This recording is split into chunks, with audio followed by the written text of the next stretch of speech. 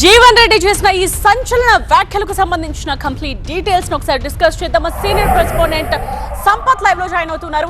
సంపత్ ఆయన కాస్త భావోద్వేగంగా కూడా ఆ మాట చెప్పినట్టు మనకు క్లియర్ గా అర్థమవుతోంది. అవమానాలు వేధింపులు భరిస్తూ ఇంకెంత కాలం పార్టీలో కొనసాగడం అని ఆయన ప్రశ్నిస్తూ ఉన్నారు. సో ఏంటి, ఆయన నిజంగానే పార్టీ మారే ఆలోచన ఉంది అని బయట పెట్టారా, లేకపోతే ఏం జరుగుతోంది? పార్టీ నుంచి ఎటువంటి రియాక్షన్ రావడం లేదా ఆయన వ్యాఖ్యల మీద?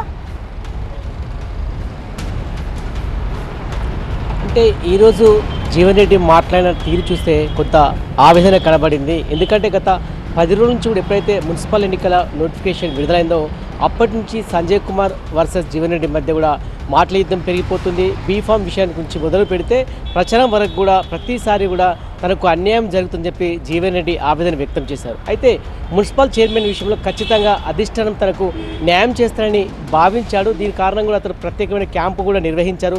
హైదరాబాద్కు వెళ్ళారు. డిప్యూటీ సీఎం బట్టి విక్రమార్క కూడా కలిశారు. కానీ అయినప్పటికీ కూడా ఆయనకు సంబంధించిన వ్యక్తికి మున్సిపల్ చైర్పర్సన్ రాలేదు. దీనికి కారణంగా తీవ్రమైన ఆవేదనకు గురయ్యాడు. సంజయ్ వర్గానికి సంబంధించిన వ్యక్తికే చైర్పర్సన్ వచ్చిన నేపథ్యంలో తీవ్ర ఆవేదనకు గురయ్యాడు. ఇక నేను పార్టీలో ఉండడం ఎందుకు అంటూ కూడా ప్రశ్నించాడు. గత 18 నుంచి కూడా ఈ పార్టీలో అవమానపడుతున్నాడు.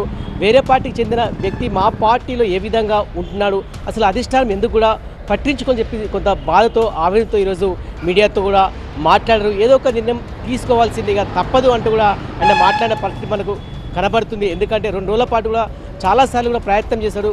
ఖచ్చితంగా తను సూచించిన వ్యక్తికే చైర్పర్సన్ వస్తుందని భావించాడు.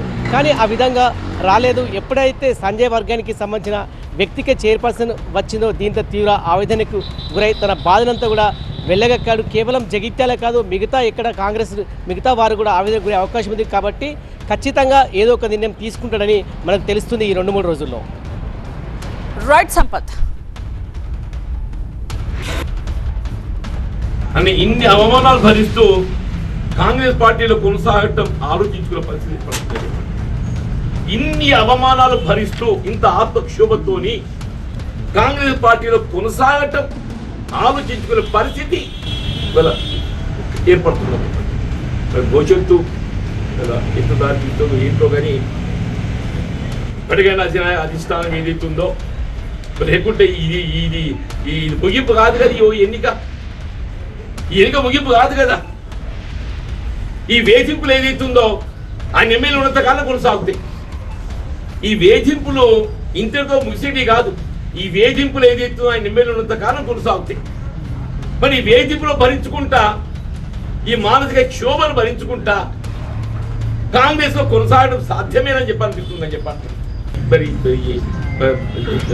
అసలు ఏంటి దారి ఎటుంటది ఏంటి అనేది నేను ఊహించుకోలేకపోతున్నాను చెప్పండి.